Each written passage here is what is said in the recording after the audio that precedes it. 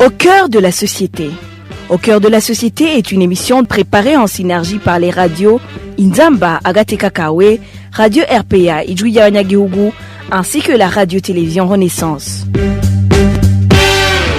La mesure leur permettant de reprendre officiellement leur travail a été prise il y a 2 semaines. Leur métier était interdit au Burundi depuis plus de 2 ans, mais les cambistes ne sont pas encore sur terrain. Certains d'entre eux signalent que la caution exigée par le gouvernement est énorme. Dans le mini-magazine Au cœur de la société, nous allons également recueillir la réaction de l'organisation de lutte contre la corruption et les malversations économiques. Vous êtes avec Emile Niwasumba, bienvenue. Le 7 octobre dernier, le gouverneur de la Banque de la République du Burundi, Dieudonné Murengera-Ntwari, a annoncé la décision de réouverture des bureaux de change. Ingingo yafashwe kwigenekerezo rya ndwi ruhuma mwaka wa 2020. Ici, il dit que la mesure prise le 7 février 2020 portant un retrait d'agrément des bureaux de change est levée et que les anciens opérateurs dans le secteur et toute personne voulant y opérer sont invités à se faire enregistrer auprès de la Banque centrale. Il dit aussi que l'agrément sera conditionné par la signature d'un acte d'engagement sur le respect du cadre réglementaire des bureaux de change.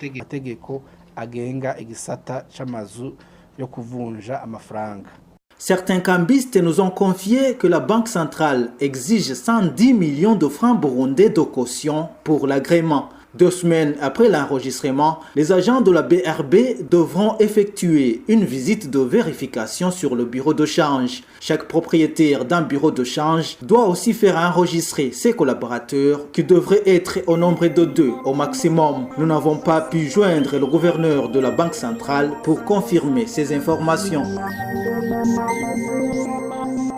Au micro de nos confrères de la radio Inzamba, le président de l'Observatoire de lutte contre la corruption et les malversations économiques, Gabriel Rufyiri, a indiqué que l'essentiel était que la loi soit appliquée de la même façon pour les cambistes. Nous pensons que le gouvernement doit tout faire pour que les bureaux de change fonctionnent en toute légalité et des conditions qui favorisent la diversité, les compétences, parce que nous attendons ici et là que les bureaux de change pourraient être donnés à une catégorie de personnes, mais nous demandons à ce que toutes les personnes qui veulent entrer dans ce métier puissent y aller si réellement les conditions sont remplies. Mais nous demandons aussi que les conditions ne soient pas des conditions très contraignantes, mais quand même des conditions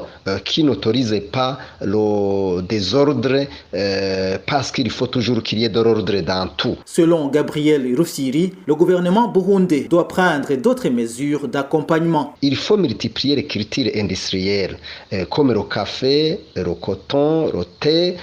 Pourquoi pas même faire tout pour que les minerais que nous disposons puissent générer des devises. En deuxième lieu, il faut que la diaspora, mais aussi des investisseurs étrangers puissent venir au Burundi pour investir. Pourquoi pas aussi développer aussi la coopération au développement, parce que là aussi c'est l'une des sources de financement, mais aussi le tourisme. Certes, le gouvernement a commencé certaines initiatives, mais nous pensons qu'il faut que ces mesures soient prises parce que chaque niveau de recherche des devises a des conditions. Pour les investisseurs étrangers et la diaspora, il faut respecter les 9 indicateurs de doing business. C'est clair, on avait commencé en 2010. Malheureusement, ces indicateurs de doing business ont été abandonnés presque.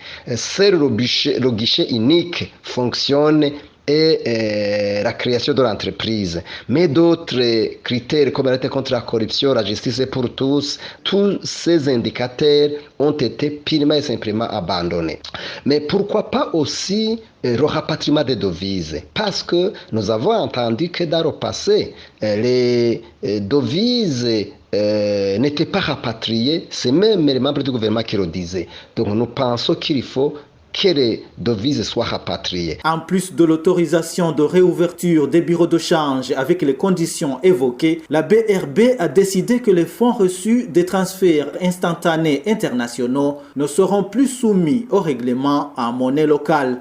Les bénéficiaires de ces fonds ont la latitude de les percevoir en devises ou de les transférer sur leur compte en devises.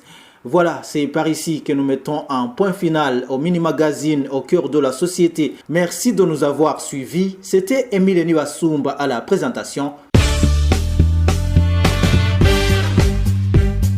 C'était l'émission Au cœur de la société.